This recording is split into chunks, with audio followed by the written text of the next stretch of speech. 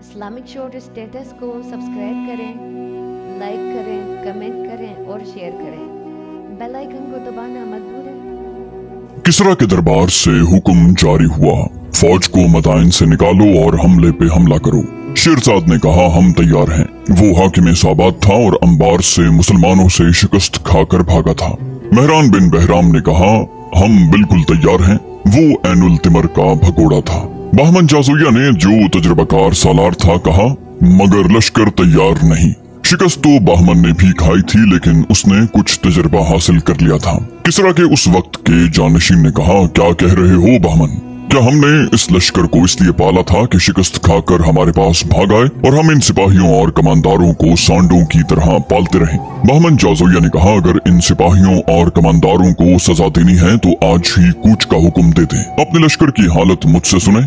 اس نے اپنے لشکر کی جو کیفیت بیان کی وہ مورخوں اور بعد کے جنگی مبصروں کے الفاظ میں یوں تھی کہ فارس کی اس جنگی طاقت کے پرانے اور تجربہ کار سپاہیوں کی بیشتر نفری مسلمانوں کے ہاتھوں 4-5 جنگوں میں ماری جا چکی تھی یا جسمانی لحاظ سے معذور بلکہ اپاہج ہو گئی تھی۔ خاصی تعداد جنگی قیدی تھی اور لشکر کے جو سپاہی اور ان کے کمانڈر بچ گئے تھے وہ ذہنی معذور نظر آتے تھے۔ 3 الفاظ مدینہ، خالد بن ولید اور مسلمان ان کے لیے خوف کا باعث بن گئے تھے۔ وہ فوری طور پر میدان جنگ میں جانے اور لڑنے کے قابل نہیں رہے تھے۔ ان کا جوش اور جذبہ بری طرح مجروح ہوا تھا۔ گھوڑوں کی بھی کمی واقع ہو گئی تھی۔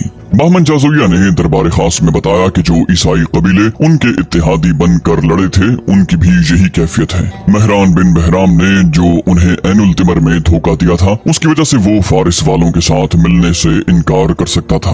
بہمن جازویہ نے کہا پھر بھی انہیں ساتھ ملا لیا جائے گا لیکن اپنے لشکر کے لیے ہزارہا جوان آدمیوں کی ضرورت ہے۔ ہمیں اپنے لشکر میں نیا خون شامل کرنا پڑے گا۔ ان جوانوں کو ہم بتائیں گے کہ مسلمانوں نے ان کی شہنشاہی کو، ان کی غیرت کو اور ان کے مذہب کو للکارا ہے۔ اگر انہوں نے مسلمانوں کو صفحہ ہستی سے مٹا نہ دیا تو ان پر زرتشت کا قہر نازل ہوگا۔ ان کی جوان اور کنواری بہنوں کو مسلمان اپنی لونڈیاں بنا لیں گے۔ مہران بن بہرام نے کہا اتنے زیادہ لشکر کی کیا ضرورت ہے؟ اطلاع تو یہ ملی ہے کہ ہر جگہ مسلمانوں کی نفری برائے نام ہے۔ شیرزاد نے کہا ہر شہر اور ہر قلعے میں ہمارے اپنے آدمی موجود ہیں۔ اس وقت وہ مسلمانوں کی ملازمت میں ہیں لیکن انہیں جب پتہ چلے گا کہ فارس کی فوج نے شہر کا محاصرہ کیا ہے تو بہمن جازویہ نے شیرزاد کی بات پوری کرتے ہوئے کہا تو وہ اندر سے قلعے کے دروازے کھول دیں گے۔ تم جھوٹی امیدوں کے سہارے لڑائی لڑنا چاہتے ہو۔ مجھے اطلاعیں ملتی رہتی ہیں مسلمان اپنے مفتوح اور محکوم لوگوں کے ساتھ اتنا اچھا سلوک کرتے ہیں کہ ان کے ساتھ کوئی آدمی بے وفائی نہیں کرتا۔ اگر فاتح اپنے مفتوح کی جوان اور حسین بیٹیوں کی طرف آنکھ اٹھا کر بھی نہ دیکھے اور اس کی عزت اور اموال کو تحفظ دے تو مفتوح ایسے فاتح کے ساتھ کبھی بے وفائی نہ کرے گا۔ شاہی خاندان کے کسی فرد نے کہا نہ صحیح، اتنے زیادہ لشکر کی پھر بھی ضرورت نہیں۔ بہمن جازویہ نے کہا یہ ان سالاروں سے پوچھیں جو مسلمانوں سے شکست کھا کر آئے ہیں۔ میں تو کہتا ہوں کہ مسلمان جتنے تھوڑے ہوتے ہیں اتنے ہی زیادہ طاقتور ہوتے ہیں۔ میں کوئی خطرہ مول لینا نہیں چاہتا۔ یہ بھی خیال رکھیں کہ مسلمان قلعہ بند ہوں گے، انہیں زیر کرنے کے لیے ہمارے پاس 10 گنا نفری ہونی چاہیے۔ میں اپنی جوابی کارروائی کو فیصلہ کن بنانا چاہوں گا۔ یہ خیال بھی رکھو کہ ہم ایک دن میں مقبوضہ شہر مسلمانوں سے واپس نہیں لے سکتے۔ مسلمان جہاں مقابلے میں جم گئے وہاں ہمیں مہینوں تک باندھ لیں گے۔ اس عرصے میں خالد اپنے لشکر کے ساتھ واپس آ سکتا ہے۔ اس کے واپس آ جانے سے صورتحال بالکل ہی بدل جائے گی۔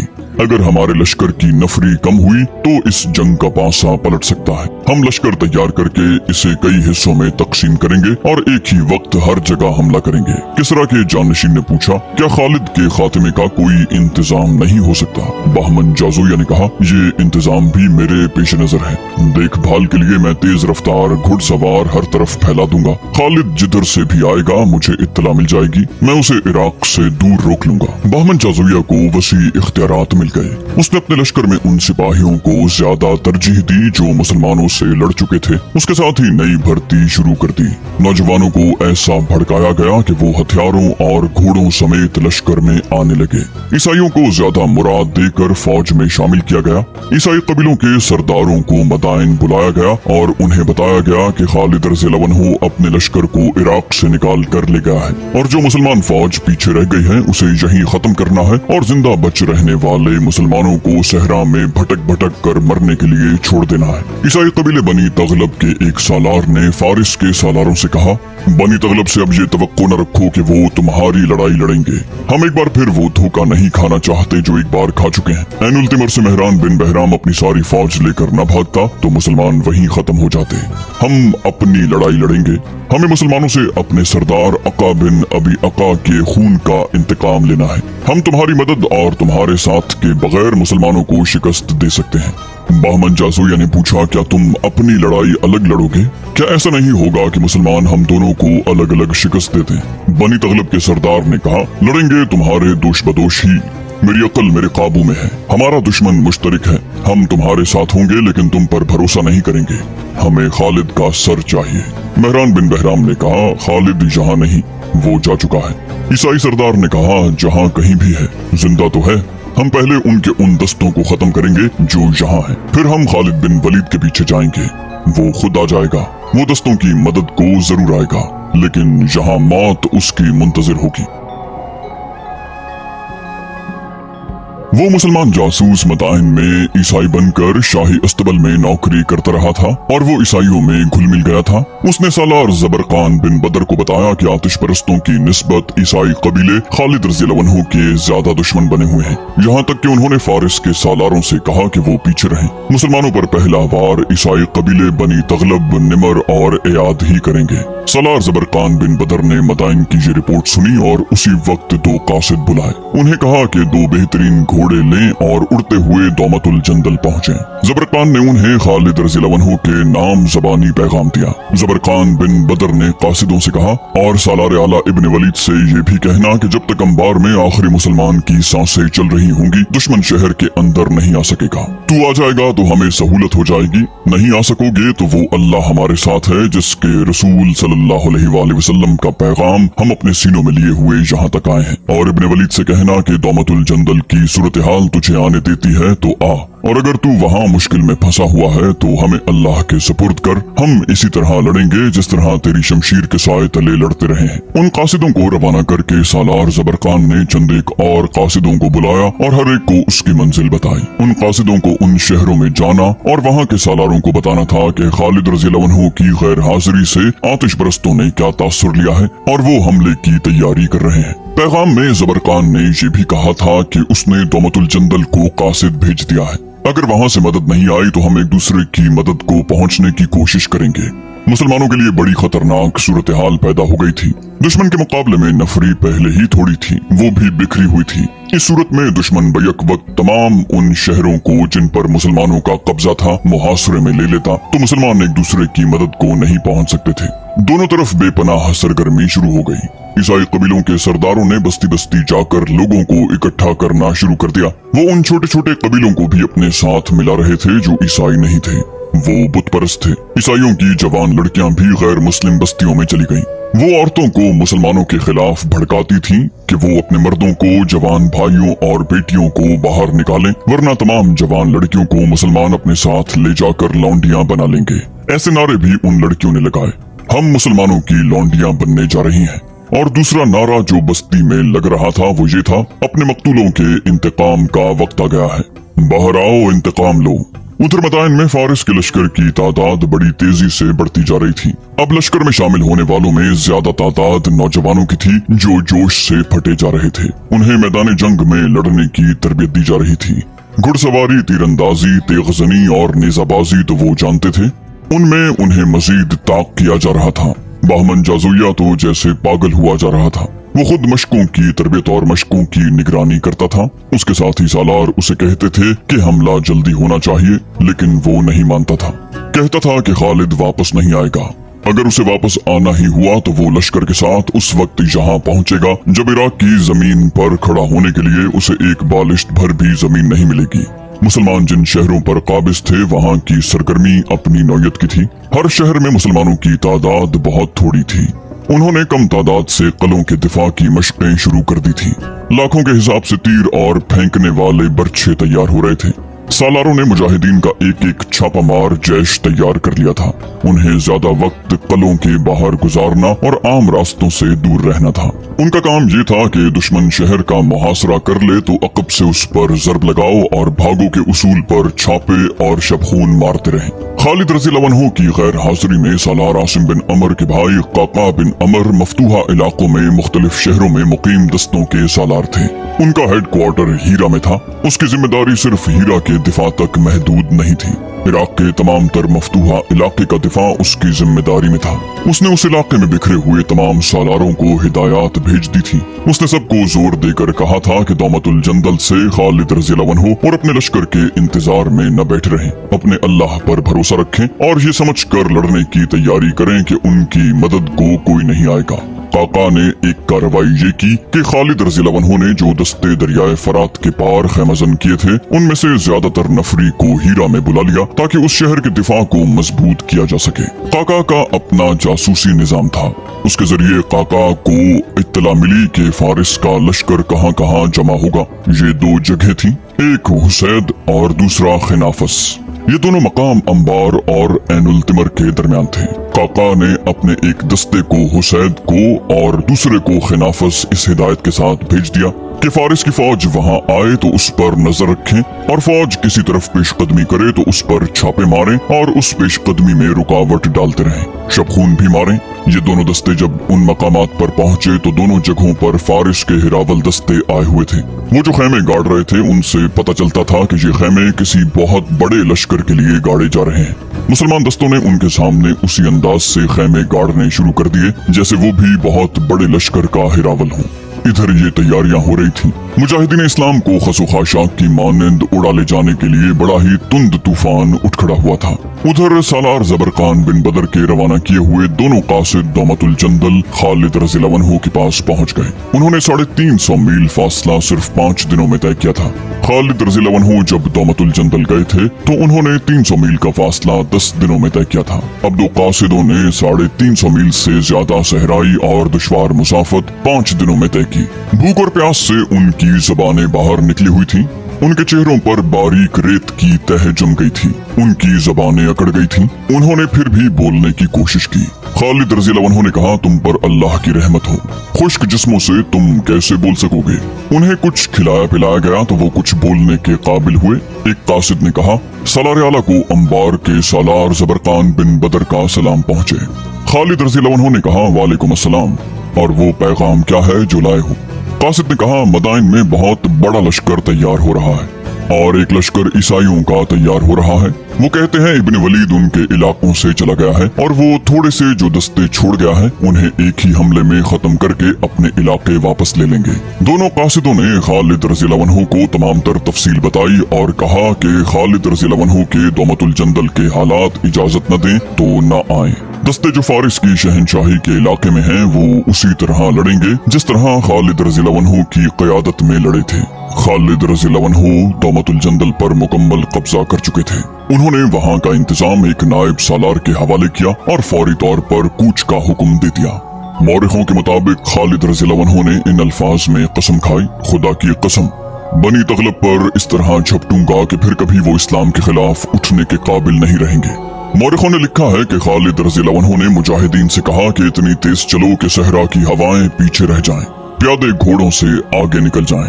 ये एक इम्तिहान है जो बड़ा ही सख्त है। ये एक दौड़ थी आतिश परस्तों और हक परस्तों की। आतिश परस्तों को अपने ही इलाके में पहुंचना था और ये मुसाफत कुछ भी नहीं थी। हक परस्त बड़ी दूर से चले थे। उनके सामने सैकड़ों मीलों की मुसाफत ही नहीं थी, बड़ा जालिम सहरा था।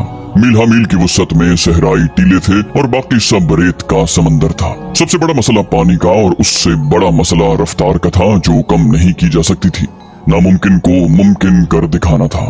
चांद और सितारों ने उन्हें चलते देखा, सूरज ने उन्हें चलते देखा। सहरा की आंधी भी उन्हें न रोक सकी। आंधी, सूरज, प्यास और भूख जिस्मों को माजूर किया करती है। वो जो तपते सहराओं में प्यास से मर जाते हैं वो जिस्म होते हैं और वो जो खालिद रज़ियल्लाहु अन्हु की क़यादत में दौमतुल जंदल से चले थे वो अपने जिस्मों से दस्तबरदार हो गए। उनकी कुव्वत इरादी का और कुव्वत ईमानी का करिश्मा ये था कि उन्होंने जिस्मानी जरूरियात से निगाहें फेर ली और रूहानी कुव्वतों को बेदार कर लिया। उनकी जबान पर अल्लाह का नाम था, दिलों में ईमान और यकीन मोहकम था। अपनी ही आवाज उन पर वजद तारी कर रही थी। जंगी तराने गाने वाले लश्कर के वस्त में ऊंटों पर सवार थे। उनकी आवाज आगे भी और पीछे भी जाती थी। लश्कर के कदम दफों और नफेरियों की ताल पर उठते थे और ये ताल बड़ी तेज थी। कुछ फासला तय करके तराने और दफ खामोश हो जाते और तमाम लश्कर कलमाए तैयबा का विर्द बुलंद आवाज में शुरू कर देता। हजारहा हक परस्तों की आवाज एक हो जाती। फिर ये आवाज एक गूंज बन जाती और यूं लगता जैसे सहरा और सहराई टीलों पर वजद तारी हो गया है। इस्लाम के शदाइयों का लश्कर अपनी ही आवाज से मशहूर होता चला जा रहा था।